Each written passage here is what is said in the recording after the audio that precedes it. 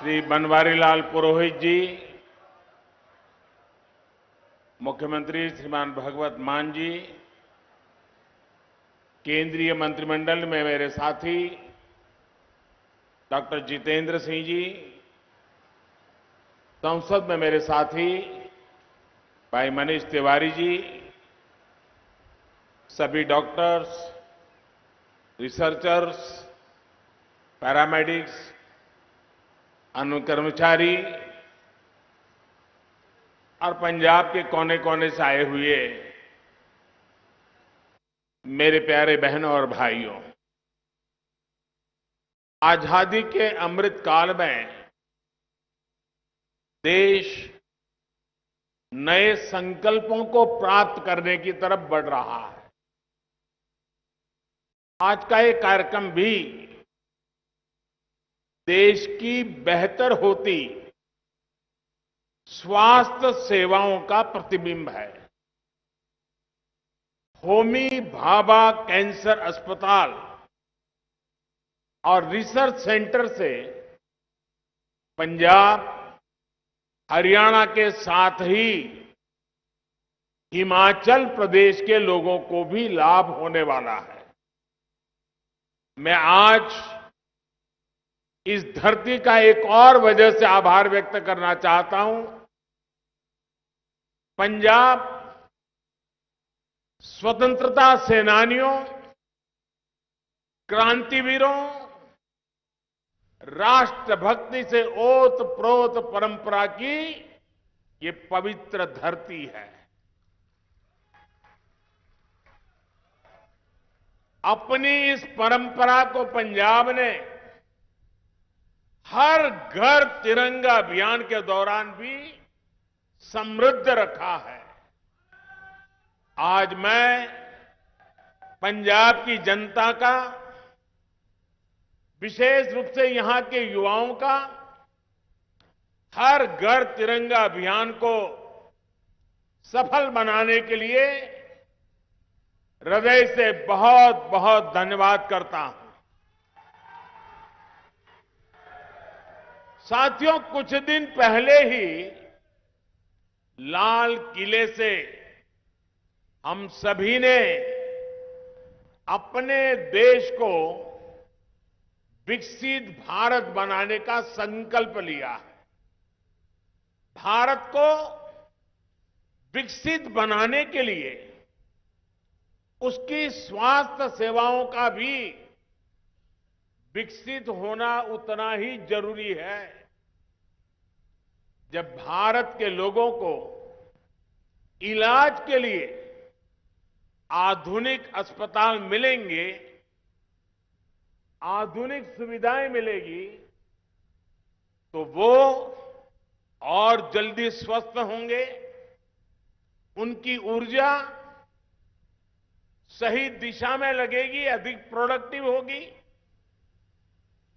आज होमी भाभा कैंसर अस्पताल और रिसर्च सेंटर के तौर पर भी देश को एक आधुनिक अस्पताल मिला है। इस आधुनिक सुविधा के निर्माण में केंद्र सरकार के टाटा मेमोरियल सेंटर ने महत्वपूर्ण भूमिका निभाई है।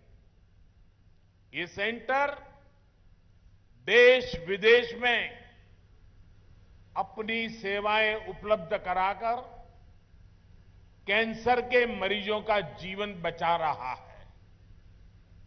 देश में कैंसर की आधुनिक सुविधाओं के निर्माण में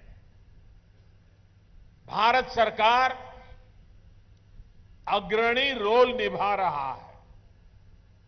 मुझे बताया गया है कि टाटा मेमोरियल सेंटर के पास हर साल 1.5 लाख नए मरीजों के इलाज की सुविधा तैयार हो गई है। ये कैंसर मरीजों को बहुत बड़ी राहत देने वाला काम हुआ है।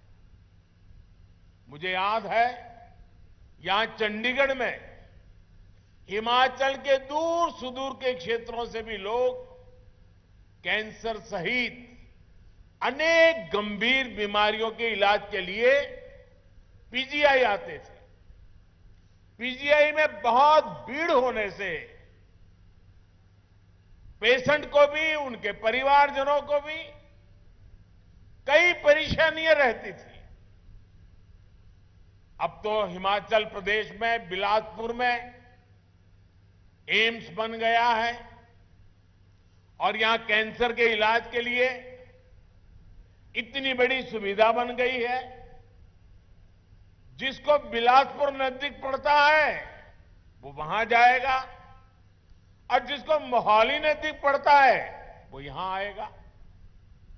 साथियों, लंबे समय से देश में ये आकांक्षा रही है कि हमारे देश में हेल्थ केयर का एक ऐसा सिस्टम हो जो गरीब से गरीब की भी चिंता करता हो। एक ऐसी स्वास्थ्य व्यवस्था जो गरीब के स्वास्थ्य की चिंता करे, गरीब को बीमारियों से बचाए, बीमारी हुई तो फिर उसको उत्तम इलाज सुलभ कराए। अच्छे हेल्थ केयर सिस्टम का मतलब सिर्फ 4 दीवारें बनाना नहीं होता है। किसी भी देश का हेल्थ केयर सिस्टम तभी मजबूत होता है जब वो हर तरह से समाधान दे, कदम कदम पर उसका साथ दे। इसलिए बीते 8 वर्षों में देश में होलिस्टिक हेल्थ केयर को सर्वोच्च प्राथमिकताओं में रखा गया है।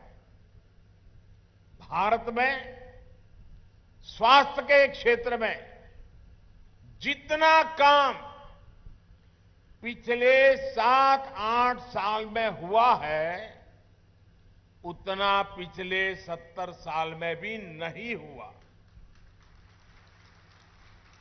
आज स्वास्थ्य के क्षेत्र के लिए गरीब से गरीब को आरोग्य सुविधा के लिए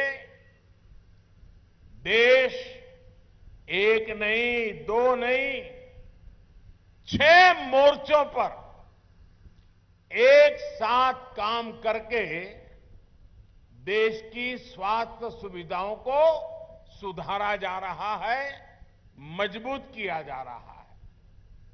पहला मोर्चा है प्रिवेंटिव हेल्थ केयर को बढ़ावा देने का। दूसरा मोर्चा है गांव-गांव में छोटे और आधुनिक अस्पताल खोलने का।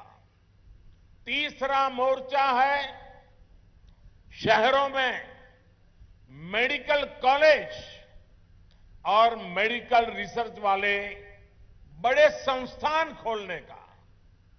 चौथा मोर्चा है देश भर में डॉक्टरों और पैरामेडिकल स्टाफ की संख्या बढ़ाने का। पांचवा मोर्चा है मरीजों को सस्ती दवाइयां, सस्ते उपकरण उपलब्ध कराने का। और छठा मोर्चा है टेक्नोलॉजी का इस्तेमाल करके मरीजों को होने वाली मुश्किलें कम करने का। इन 6 मोर्चों पर केंद्र सरकार आज रिकॉर्ड निवेश कर रही है, इन्वेस्टमेंट कर रही है, हजारों करोड़ रुपए खर्च कर रही है। साथियों, हमारे यहां हमेशा से कहा गया है बीमारी से बचाव ही सबसे अच्छा इलाज होता है। इसी सोच के साथ देश में प्रिवेंटिव हेल्थ केयर पर इतना जोर दिया जा रहा है।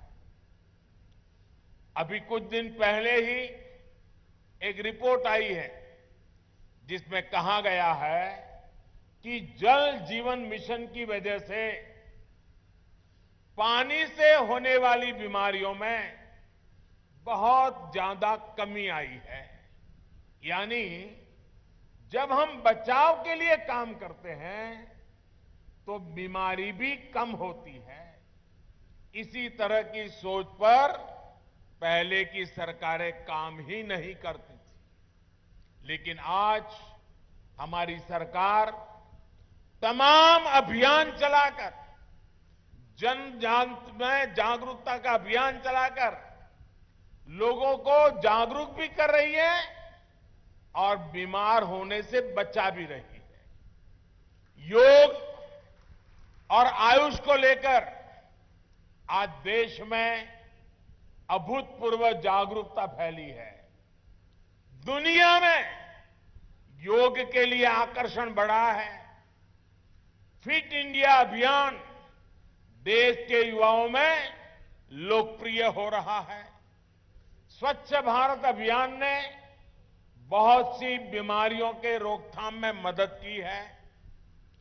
पोषण अभियान और जल जीवन मिशन से कुपोषण को कंट्रोल करने में मदद मिल रही है।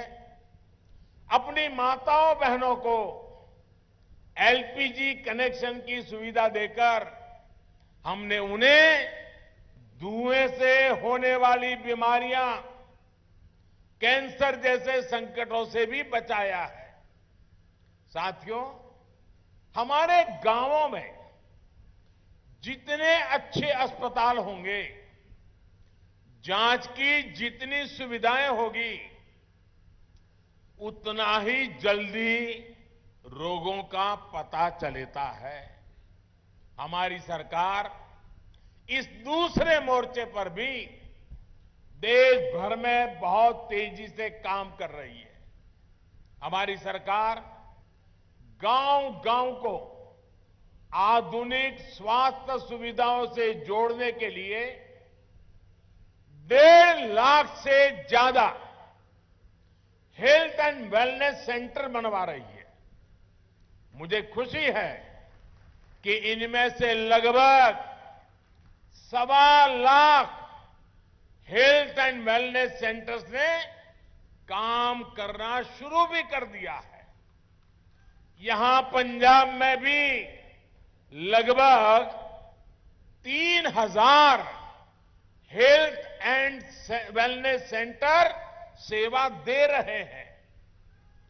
देश भर में in health and wellness centres में अभी तक लगभग 22 करोड़ लोगों की कैंसर से जुड़ी स्क्रीनिंग हो चुकी है, जिसमें से करीब 60 लाख स्क्रीनिंग ये मेरे पंजाब में ही हुई है। इसमें जितने भी साथियों में कैंसर की पहचान शुरुआती दौर में हो पाई है, उनको गंभीर खतरों से बचाना संभव हो पाया है। साथियों, एक बार जब बीमारी का पता चलता है तो ऐसे अस्पतालों की जरूरत होती है जहां गंभीर बीमारियों का ठीक से इलाज हो सके। इसी सोच के साथ केंद्र सरकार देश के हर जिले में कम से कम एक मेडिकल कॉलेज के लक्ष्य पर काम कर रही है। Ayushman Bharat health infrastructure mission के तहत जिला स्तर पर आधुनिक स्वास्थ्य सुविधाएं बनाने पर 64,000 करोड़ रुपए खर्च किए जा रहे हैं। एक समय में देश में सिर्फ 7 एम्स हुआ करते थे। आज इनकी संख्या भी बढ़कर के 21 हो गई है। यहां पंजाब के बठिंडा में भी एम्स बेहतरीन सेवाएं दे रहा है।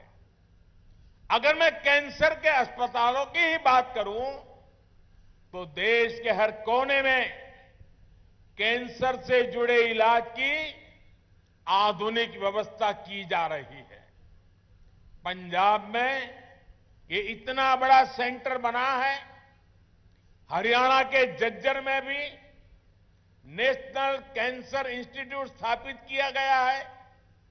पूर्वी भारत की तरफ जाएं तो वाराणसी अब कैंसर ट्रीटमेंट का एक हब बन रहा है। कोलकाता में नेशनल कैंसर इंस्टीट्यूट का दूसरा कैंपस भी काम शुरू कर चुका है। कुछ दिन पहले ही असम के डिब्रूगढ़ से मुझे एक साथ 7 नए कैंसर अस्पतालों के लोकार्पण का अवसर भी मिला था। हमारी सरकार ने देश भर में कैंसर से जुड़े करीब 40 विशेष संस्थान स्वीकृत किए हैं, जिनमें से अनेक अस्पताल सेवा देना शुरू भी कर चुके हैं। साथियों, अस्पताल बनाना जितना जरूरी है, उतना ही जरूरी पर्याप्त संख्या में अच्छे डॉक्टरों का होना, दूसरे पैरामेडिक्स उपलब्ध होना भी है। इसके लिए भी आज देश में मिशन मोड पर काम किया जा रहा है। 2014 से पहले देश में 400 से भी कम मेडिकल कॉलेज थे, यानी 70 साल में 400 से भी कम मेडिकल कॉलेज। वहीं बीते 8 साल में 200 से ज्यादा नए मेडिकल कॉलेज देश में बनाए गए हैं। मेडिकल कॉलेजों के विस्तार का मतलब है कि मेडिकल सीटों की संख्या बढ़ी है, मेडिकल की पढ़ाई करने वाले छात्रों के लिए अवसर बढ़े हैं और देश की सेहत का ध्यान रखने वाले हेल्थ प्रोफेशनल्स की संख्या बढ़ी है। यानी हेल्थ सेक्टर में रोजगार के भी अनेक अवसर इससे तैयार हो रहे हैं। हमारी सरकार ने 5 लाख से ज्यादा आयुष डॉक्टर्स को भी एलोपैथिक डॉक्टर की तरह मान्यता दी है। इससे भारत में डॉक्टर और मरीजों के बीच अनुपात में भी सुधार हुआ है। साथियों, यहां बैठे हम सभी लोग बहुत सामान्य परिवारों से, हम सभी को अनुभव है कि गरीब के घर जब बीमारी आती थी तो घर जमीन तक बिक जाया करती थी। इसलिए हमारी सरकार ने मरीजों को सस्ती दवाइयां, सस्ता इलाज उपलब्ध कराने पर भी उतना ही जोर दिया है। आयुष्मान भारत ने गरीब को 5 लाख रुपए तक के मुफ्त इलाज की सुविधा दी है। इसके तहत अभी तक 3.5 करोड़ मरीजों ने अपना इलाज कराया है और 1 रुपये का उनको खर्च नहीं करना पड़ा है। और इसमें बहुत सारे कैंसर के मरीज भी है। आयुष्मान भारत की वजह से गरीब के 40,000 करोड़ रुपए, अगर ये व्यवस्था न होती तो उसकी जेब से जाने वाले थे, वो 40,000 करोड़ रुपए आप जैसे परिवारों के बचे हैं। इतना ही नहीं, पंजाब सहित देश भर में जो जन औषधि केंद्रों का नेटवर्क है, जो अमृत स्टोर है, वहां भी कैंसर की दवाएं बहुत कम कीमत पर उपलब्ध है। कैंसर की 500 से अधिक दवाएं जो पहले बहुत महंगी हुआ करती थी, उनकी कीमत में लगभग 90% कमी की गई है। यानी जो दवाई 100 रुपये में आती थी जन औषधि केंद्र में, वही दवाई 10 रुपये में उपलब्ध कराई जाती है। इससे भी मरीजों के हर वर्ष औसतन करीब 1,000 करोड़ रुपए बच रहे हैं। देश भर में लगभग 9,000 जन औषधि केंद्रों पर भी सस्ती दवाएं गरीब और मध्यम वर्ग की परेशानियों को कम करने में मदद कर रही है। भाई और बहनों, सरकार के होलिस्टिक हेल्थ केयर अभियान में नया आयाम जोड़ा है आधुनिक टेक्नोलॉजी ने। हेल्थ सेक्टर में आधुनिक टेक्नोलॉजी का भी पहली बार इतने बड़े स्केल पर समावेश किया जा रहा है। Ayushman Bharat digital health mission से सुनिश्चित कर रहे हैं कि हर मरीज को क्वालिटी स्वास्थ्य सुविधाएं मिले, समय पर मिले, कम से कम परेशानी हो।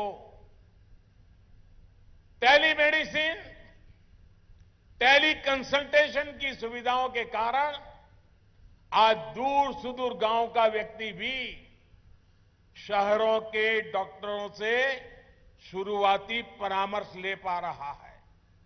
संजीवनी ऐप से भी अभी तक करोड़ों लोगों ने इस सुविधा का लाभ लिया है। अब तो देश में मेड इन इंडिया 5G सेवाएं लॉन्च हो रही है। इससे रिमोट हेल्थ केयर सेक्टर में क्रांतिकारी बदलाव आएगा। तब गांव के गरीब परिवारों के मरीजों को भी बड़े अस्पतालों में बार बार जाने की मजबूरी भी कम हो जाएगी।